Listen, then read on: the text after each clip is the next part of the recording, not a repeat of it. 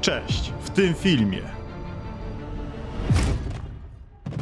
Dolomity, jakich nie chcesz zobaczyć, popołudniową porą pełne turystów oraz ich druga odsłona tuż po wschodzie słońca. Najlepszy i najtańszy nocleg tego wyjazdu, mało znana kręta droga i mój pierwszy raz w Słowenii. Zapraszam!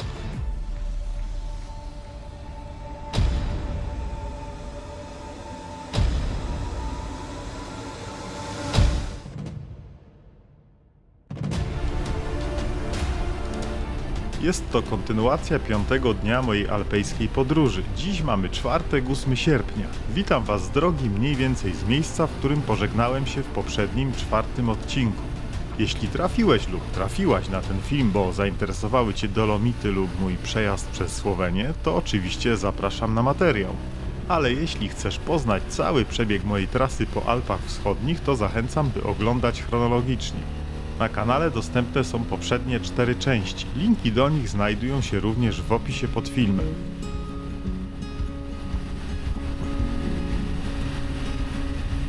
Obecnie dzieli mnie raptem kilkadziesiąt kilometrów od najwspanialszych widokowych dróg biegnących przez Dolomity, które w pełnej krasie zobaczycie już za chwilę. A teraz tak pokrótce opowiem Wam, jak wygląda mój plan. Nocleg na dzisiejszą noc zarezerwowałem wczoraj wieczorem, a dziś dotarłem w jego okolice wyjątkowo szybko, dużo wcześniej niż zakładałem. Ja jadący na motocyklu znajduję się obecnie tutaj, a mój nocleg jest w tym miejscu. Ruszyć w Dolomity planowałem dopiero jutro rano, ale skoro został mi jeszcze kawał pięknego popołudnia, to nie będę tak siedział i czekał. Atakuję z rozpędu już teraz.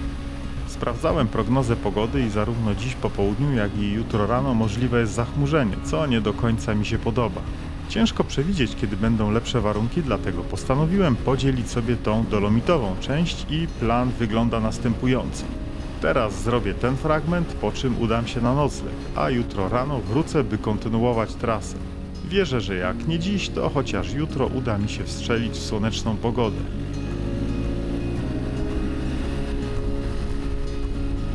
A tymczasem widoki zaczęły robić się naprawdę spektakularne.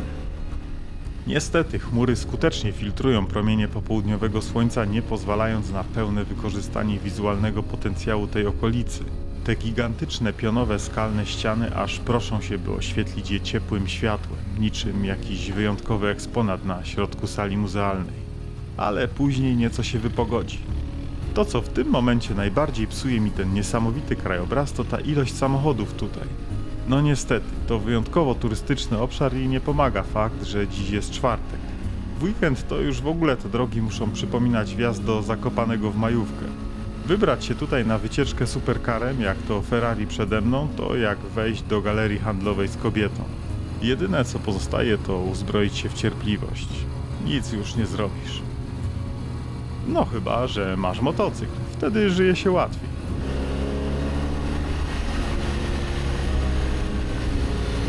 No, jest to średniej klasy przyjemność jazda w takim ruchu. Zobaczycie jeszcze w tym materiale, jak będą wyglądały Dolomity, gdy przyjadę tu jutro z samego rana. To będzie zupełnie inna bajka. Choć ta teraz to w sumie żadna bajka, tylko dramat każdego kierowcy ciągnący się jak moda na sukces.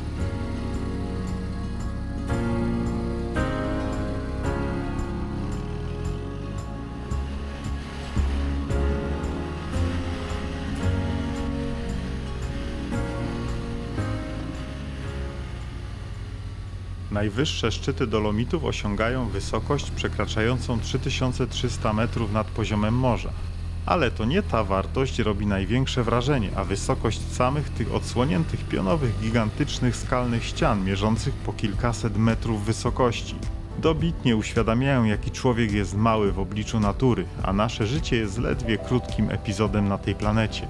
Na tej samej, na której te niezwykłe formacje skalne istnieją już jakieś 250 milionów lat, olbrzymie i niewzruszone. Wspaniałe jest to, że żyjemy w najlepszych możliwych jak dotąd czasach, gdzie tak naprawdę wystarczy podjąć decyzję pod tytułem jadę, wsiąść na motocykl w Polsce rano i nawet jeszcze tego samego dnia znaleźć się tutaj, bez żadnych kontroli na granicach, jadąc dobrej klasy drogami. Jeśli marzysz, by gdzieś pojechać, nieważne czy to Dolomity, czy w inne miejsce, nie zwlekaj, nie szukaj wymówki, że nie masz z kim, że może kiedyś. Jedyną przeszkodę stanowimy dla siebie my sami. Piszecie często w komentarzach lub w wiadomościach prywatnych z pytaniem, czy można się przyłączyć do mnie i wspólnie pojechać w podobną trasę. Uwierzcie, że nie potrzebujecie mnie do tego. To nie są jakieś afrykańskie bezdroża bez wody i internetu. To normalne, cywilizowane miejsca, a podróż w pojedynkę smakuje naprawdę wyjątkowo. To wolność i niezależność. To wartości, które trzeba brać, a nie odrzucać. Polecam nie myśleć za dużo, tylko po prostu spakować się i w drogę, bo to nic nadzwyczajnego dojechać tu, ale podziwiać to wszystko zza kierownicy motocykla to już jest coś naprawdę nadzwyczajnego.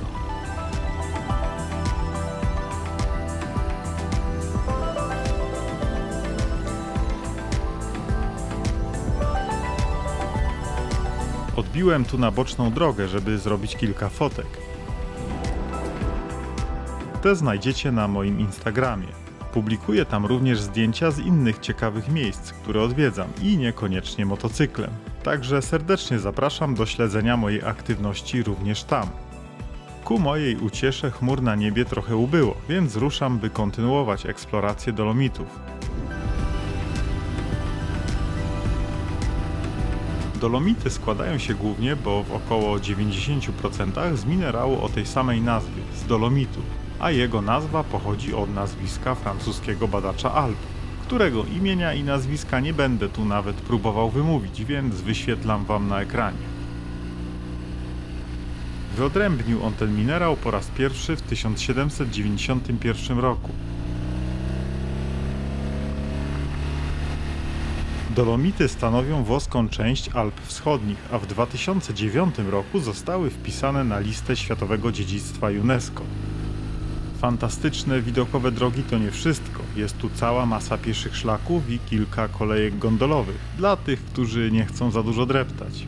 Przypuszczam, że można by tu spędzić 2 tygodnie i nie nudzić się wcale.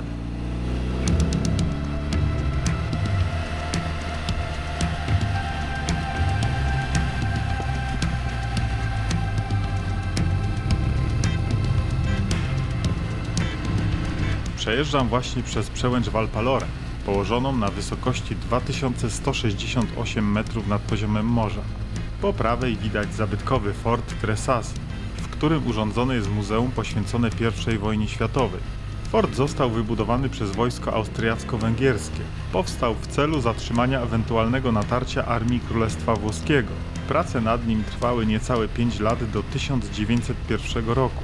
W latach 1910 do 1911 fort modernizowano, ale po wybuchu I wojny światowej oraz tuż po wypowiedzeniu wojny Austro-Węgrom przez Włochów w lipcu 1915 roku został trafiony pociskiem wystrzelonym przez włoską armię, stając się bezużyteczny. Włosi nie wiedzieli o tym, Austriacy wykorzystali ten fakt, oświetlając fort w nocy, co sprawiło, że najeźdźca nadal koncentrował swoją uwagę na opuszczonym już obiekcie, atakując go i marnując przy tym dużą ilość pocisków. Śladów wojny w Dolomitach jest dużo więcej, o czym przypominają tego typu miejsca. Dziś te tereny kojarzą się głównie z turystyką i pięknymi fotografiami, ale szacuje się, że w czasie I wojny światowej straciło tu życie nawet 180 000 ludzi. Można by tu przytoczyć wiele ciekawych historii w kontekście militarnym z tamtego okresu, jest tego naprawdę dużo. W internecie jest wiele wartościowych publikacji, które pochłaniając można przepaść na długie godziny.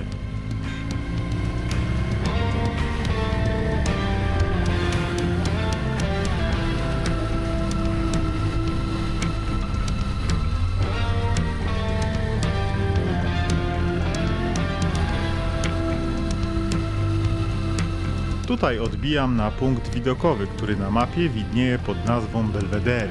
Jak pewnie zauważyliście, aut na drogach ubyło. Nie wiem, czy to ta część Dolomitów po prostu nie jest tak oblegana, czy to już ta pora, że wszyscy się zawinęli, bo jest po godzinie 18. Ale mi to pasuje. Radość z jazdy wróciła i dojeżdżam właśnie do idealnego miejsca na przerwę połączoną z podziwianiem pięknych widoków.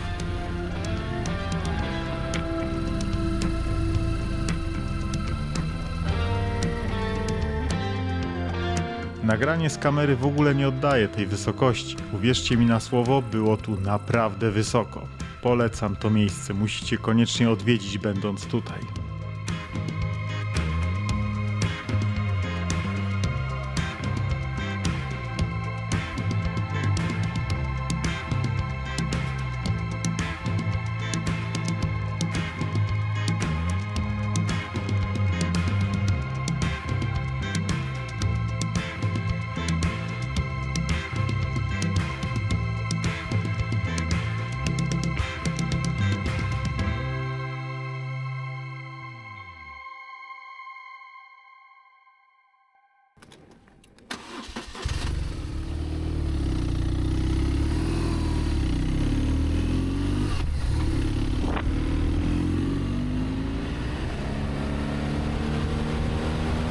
Jedyny w swoim rodzaju jest ten krajobraz, z manifestującymi swą potęgę skalnymi gigantami otaczającymi nas z każdej strony. Naprawdę można poczuć się tu malutkim. Co rusz czułem się tu jak bohater filmów King Size lub Kochanie, zmniejszyłem dzieciaki.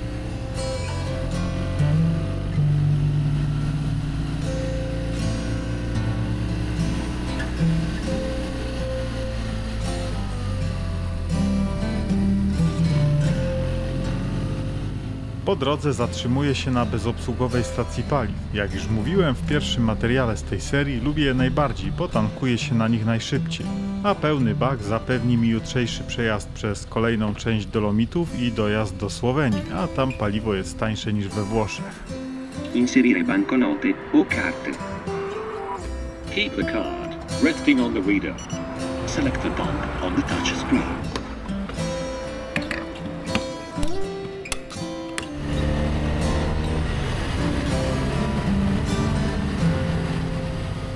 To jest odpowiedni moment, by ponownie odpalić radio motocyklowe.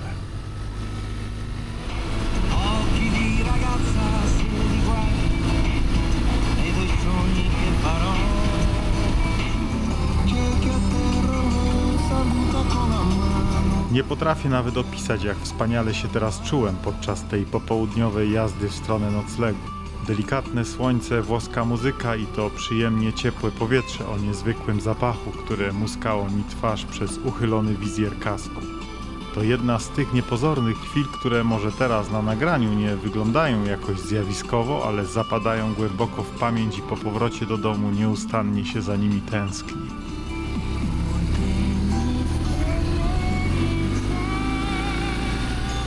Podczas podróży pewną formę atrakcji stanowią też dla mnie miejsca, w których nocuję. Każde z nich jest inne, często ciekawe, na swój sposób oryginalne. Staram się szukać tych tańszych, z dobrymi opiniami, oczywiście w wygodnej dla mnie lokalizacji. Czas w nich spędzony ogranicza się często do skorzystania z łazienki i pójścia spać, bo wczesnym rankiem już mnie nie ma. Mimo to, gdy już zbliżam się do takiego zarezerwowanego wcześniej noclegu, to budzi się ciekawość. Jak będzie, czy będę się tam dobrze czuł i tak dalej, bo zdjęcia z bookingu nie oddają wszystkiego. W tym momencie podjeżdżam do najlepszego noclegu, jaki trafił mi się na tym wyjeździe i zarazem najtańszego, bo kosztował mnie 150 zł. Prowadzony przez włoskie małżeństwo, które mieszka w części parterowej, a górę swojego domu, która posiada osobne wejście, przekształciło w obiekt noclegowy. Są tu 3 pokoje dla gości, przestrzeń wspólna z kuchnią i salonem oraz wspólna łazienka z ogromną kabiną prysznicową, w której nie tłukłem się uderzając bez przerwy łokciami. No po prostu uwielbiam te mikrokabiny w pensjonatach wielkości skrzynki na listy. Tu jest jak należy. Byłem tu długo sam, dopiero późnym wieczorem przyjechała jeszcze jedna osoba. Właściciele noclegu przygotowali dla każdego gościa kilka produktów w lodówce. Jest też typowo po włosku słodkie śniadanie na rano. Do tego kawa i herbata pod dostatkiem. Czułem się tu mega zaopiekowany, do tego klimat typowego włoskiego domu z lat, obstawiam, 90. Piękne drewniane meble i widok z balkonu na Dolomity, do tego cisza i spokój typowa dla takich mało turystycznych prowincji. Dla mnie bajka.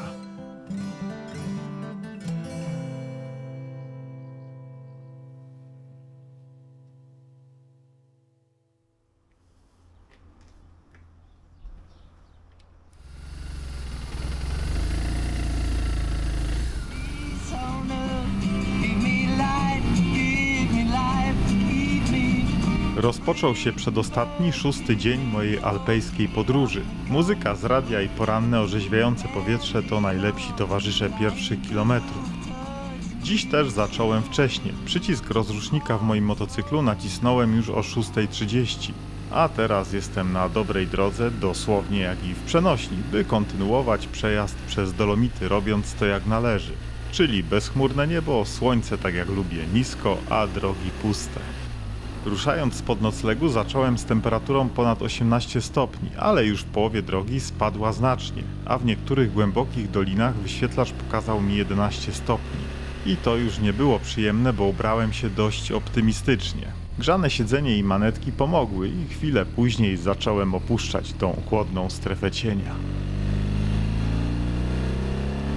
W swoich zbiorach muzyki do montowania filmów mam wiele takich ścieżek, które uważałem za zbyt wzniosłe, by użyć je na przykład do filmów ze Słowacji, która mimo że przyrodniczo piękna, to jednak do tamtejszych krajobrazów te utwory by po prostu tak dobrze nie pasowały. Leżały sobie one w zapomnianym katalogu gdzieś w czeluściach mojego komputera, czekając na takie właśnie okoliczności.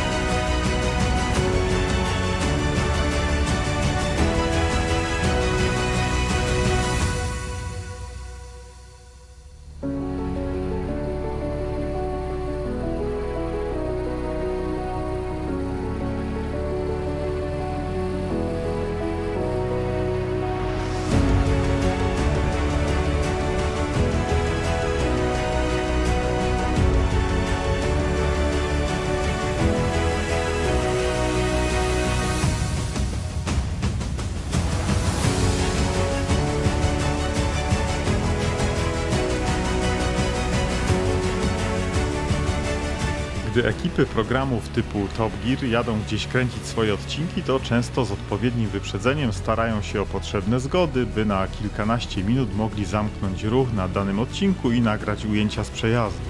Ale gdy nie dysponujesz takim budżetem i wpływami jak BBC czy Amazon, to wystarczy wstać odpowiednio wcześniej i efekt masz ten sam.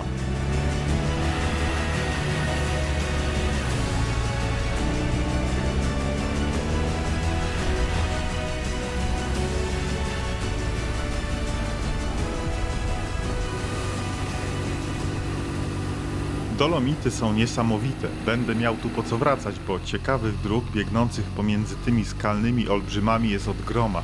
Te zostawiam już sobie na kolejny sezon. Jadąc dalej w kierunku Słowenii, minąwszy kilka włoskich, górskich miasteczek, rozpoczynam wspinaczkę kolejną przepiękną drogą. Z kategorii tych mało znanych, raczej pomijanych, wnioskując po niemalże zerowym ruchu. Prowadzi ona na przełęcz Sella Ciampigotto. Nie znajduje się ona specjalnie wysoko, bo jest to 1790 metrów nad poziomem morza, ale stare kamienne mury oporowe wzdłuż jezdni i gęste lasy iglaste tworzą wspaniały klimat.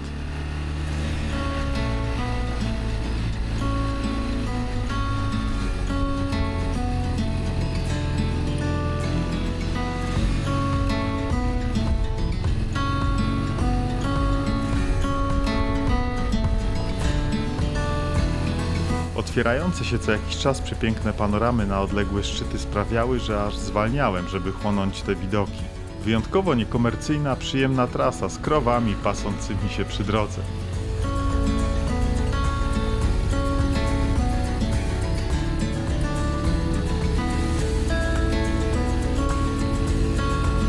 Chwilę później zdobywam kolejną przełęcz, Sella di Rioda, o niemalże takiej samej wysokości jak poprzednia, bo jest to 1800 metrów nad poziomem morza.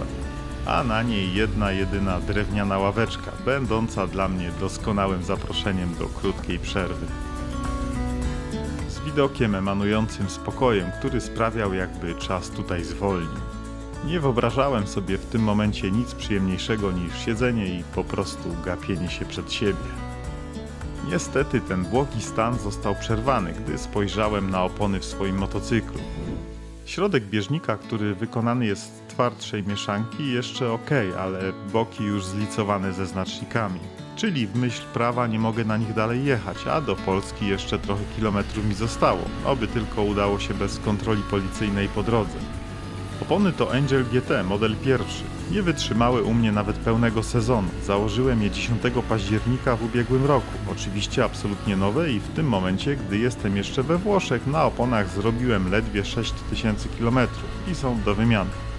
Dynamiczna jazda po alpejskich serpentynach, na którą sobie tu często pozwalałem, zrobiła swoje. Ale co muszę oddać, ani razu mnie nie zawiodły, a to jest dla mnie najważniejsze. Dlatego też siedząc na tej ławeczce zakupiłem przez internet nowy taki sam komplet, tak żeby czekał na mnie w Krakowie, gdy wrócę. Zdjęcie tych zużytych opon wrzuciłem wtedy na relację na Insta.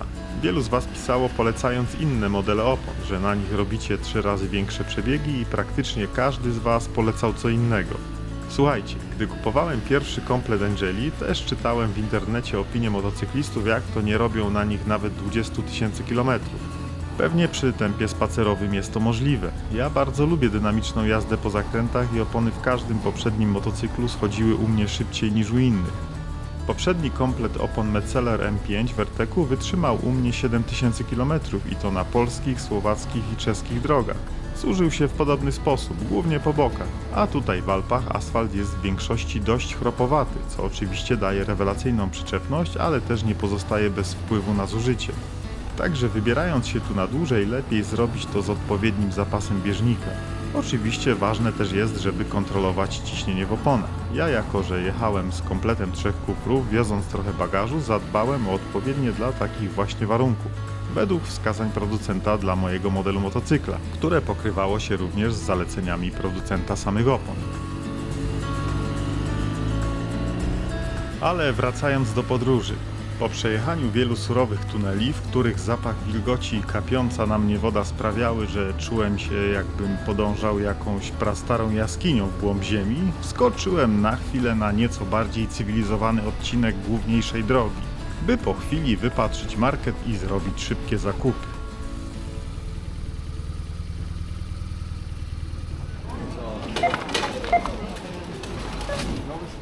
Po równie szybkiej uczcie na parkingu kontynuowałem podróż w stronę granicy włosko-słoweńskiej, pokonując bardzo przyjemną drogę o oznaczeniu SP76, która była dla mnie pięknym pożegnaniem z krajem tiramisu i mozzarelli, prowadząc mnie wprost nad jezioro Predil, znajdujące się tuż przy granicy w Dolinie Alp Julijskich.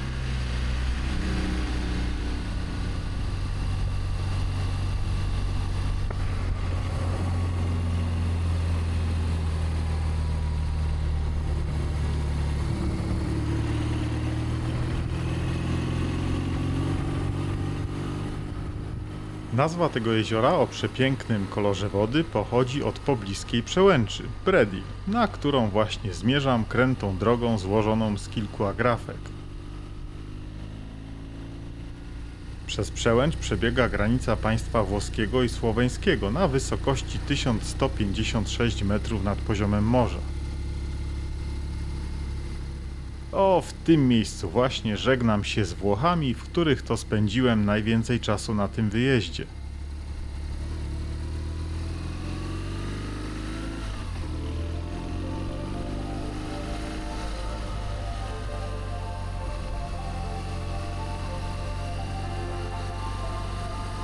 Słowenia widokowo trzyma poziom. Nie ma wątpliwości, że tutaj wiedzą, jak ważne jest pierwsze wrażenie. Kraj od razu wita mnie idealną nawierzchnią pozbawioną najmniejszych nierówności oraz niesamowitymi widokami. Do tego nie lada atrakcją jak przejazd pomiędzy murami zabytkowego fortu z początku XIX wieku.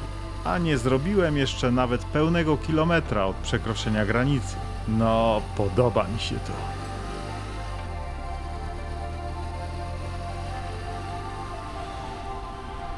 Dosłownie kilkaset metrów dalej, w tym miejscu, mijam skręt na przełęcz Mangard, gdzie krętą ponad 10-kilometrową drogą możemy wjechać na wysokość 2055 metrów nad poziomem morza. Może wielu z Was zaskoczy to, co teraz powiem, ale w ogóle nie miałem ochoty tam jechać. Przynajmniej nie teraz, nie na tym wyjeździe. Moje decyzje odnośnie wyboru miejsc i dróg, które odwiedzam, podyktowane są kwestiami, można powiedzieć, uczuciowymi. Działam często w myśl najprostszej zasady, czyli rób jak czujesz. I jeśli nie czuję przyciągania bijącego od jakiegoś miejsca, nie narasta we mnie chęć, by tam pojechać, to nie walczę z tym. Planując moją trasę, oglądałem kilka filmów z przejazdu drogą na Mangard i nie zachwyciły mnie jakoś specjalnie. W sezonie w środku dnia zawsze było tam dużo turystów. Do tego wjazd jest płatny, co tworzy taką komercyjną otoczkę, za którą nie przepadam. Ponadto powrót jest tą samą drogą, co też jest dla mnie pewnym minusem, taki brak urozmaicenia. A do tego widoki z drogi, jak i z samej góry na żadnym z nagrań, które widziałem, nie urywały dupy i raczej tego nie zrobią po tym, co już widziałem przez te ostatnie kilka dni. Co innego, gdybym od tego miejsca zaczynał swoją alpejską podróż. Bez wątpienia byłaby to wyśmienita przystawka przed daniami głównymi. Ale Alpy motocyklowo zrobiły na mnie takie wrażenie, że już teraz planuję odwiedzić je ponownie i to nie raz, więc i na Mangard przyjdzie czas, przy okazji robiąc to jak lubię, czyli wcześnie rano, gdy nie będzie jeszcze turystów na górze. A dziś zadowolę się drogą biegnącą przez przełęcz Vršac, do której właśnie zmierzam i która raczej też pusta o tej godzinie nie będzie. Ale dla równowagi psychicznej jedna zatłoczona przełęcz dziennie zawsze to lepsza niż dwie. Przy okazji pozdrawiam motocyklistę ze Słowenii, nie patrzącego w lusterka. Pamiętaj, motocykle są wszędzie. Droga na przełęcz Vršac, nosząca nazwę Ruska Cesta, czyli Ruska Droga, jadąc od południa aż do Doliny Soczy, przebiega w towarzystwie rzeki o takiej samej nazwie, rzeki Socza, tej, którą widać właśnie po mojej prawej. Ma ona wyjątkowy szmaragdowo-lazurowy kolor wody, zawdzięczający go terenom bogatym w skały wapienne, przez które przepływa. Kolor ten tak bardzo zachwycił twórców filmu Opowieści z Narni, że zdecydowali się oni nakręcić w dolinie rzeki kilka kluczowych dla tej produkcji ujęć.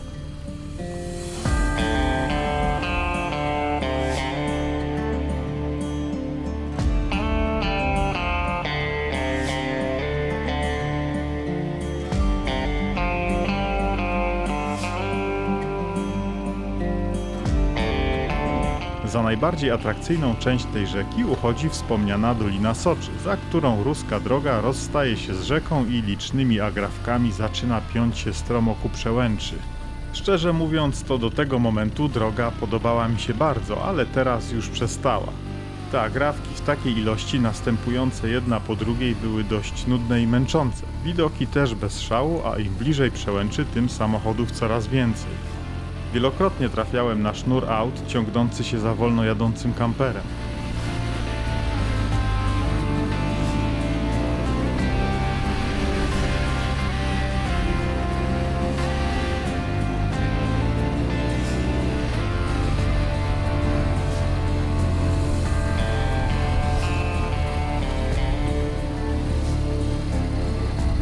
Nawierzchnia miejscami też pozostawiała wiele do życzenia, ale w końcu udało się, przełęcz zdobyta.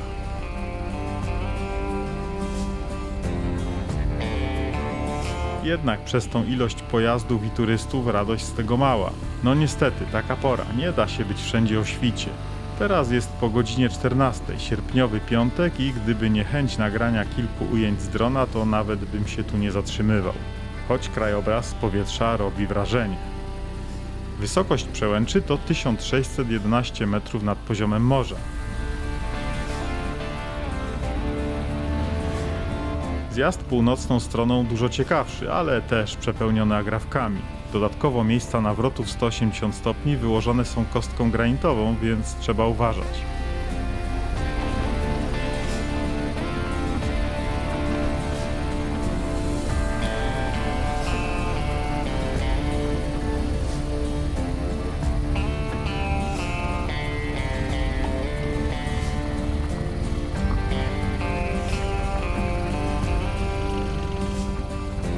Niewiele niżej zatrzymuje się ponownie, tym razem na krótki spacer. Tutaj ludzi jest zdecydowanie mniej niż na przełęczy.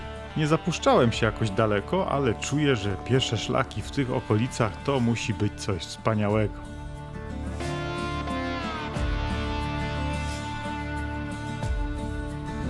Droga po północnej stronie jest widokowa, muszę przyznać, ale frajdy z samej jazdy to nie ma tu w ogóle. Niech ktoś mi teraz spróbuje tylko narzekać na nawierzchnię na Transfogarskiej. Tam to jest drogowa Szwajcaria w porównaniu z tym. Słowenia uchodzi za najzamożniejsze państwo byłej Jugosławii, a to powinno do czegoś zobowiązywać, zwłaszcza że droga ta stanowi jedną z ważniejszych atrakcji tego niewielkiego kraju. W takiej formie, jak widzimy ją teraz, powstała w ekspresowym tempie w czasie I wojny światowej na potrzeby armii austro-węgierskiej. Wcześniej była prymitywną, nieutwardzoną ścieżką. Jej nazwa, Ruska Droga, odnosi się do około 10 000 rosyjskich jeńców wojennych wykorzystywanych przez austro-węgierskie władze do jej budowy, która rozpoczęła się na początku 1915 roku i przed jego końcem została ukończona. Kilkuset z nich zginęło podczas prac oraz na skutek lawiny, która zeszła na obóz. Droga pierwotnie nosiła nazwę arcyksięcia Eugeniusza z Austro-Węgier, natomiast w 2006 roku nazwa została zmieniona na Ruska Cesta, czyli Ruska Droga, by upamiętnić tych, którzy stracili tu życie. Zatrzymuję się jeszcze, by rzucić okiem na zabytkową drewnianą kapliczkę, którą wybudowali pracujący przy drodze jeńcy.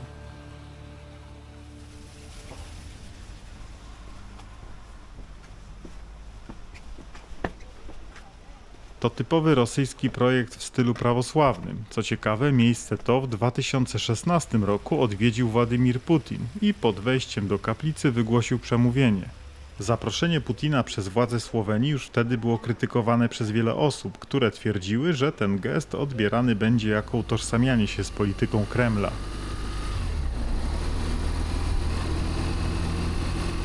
Zjeżdżając w dolinę mijam jezioro Jasna, które kolorem wody zachęca nawet takiego antyfana plażowania jak ja, by choć na chwilę wyskoczyć z tych ciuchów motocyklowych. Ale postanawiam być nieugięty i trzymając się planu jadę dalej w kierunku granicy z Austrią. Mimo licznych turystów i lekkiego rozczarowania drogą przez przełęcz Wirsic czuję dobrą energię bijącą od tego kraju. Z przyjemnością tu wrócę, by odkryć inne zakątki Słowenii. Tak na marginesie to jedyny kraj na mojej trasie, który odwiedzam pierwszy raz. Także rozeznanie wstępne zrobione, a czas na głębszą eksplorację nadejdzie. Może już w przyszłym sezonie.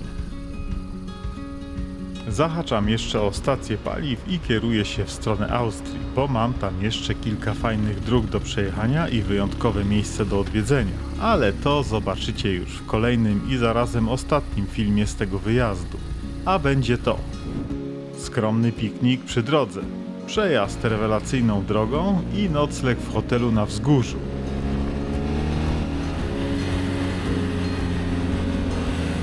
By z samego rana ruszyć do miejsca, które marzyłem, żeby odwiedzić od dawna. To dom rodzinny mojego idola z dzieciństwa, Arnolda Schwarzeneggera.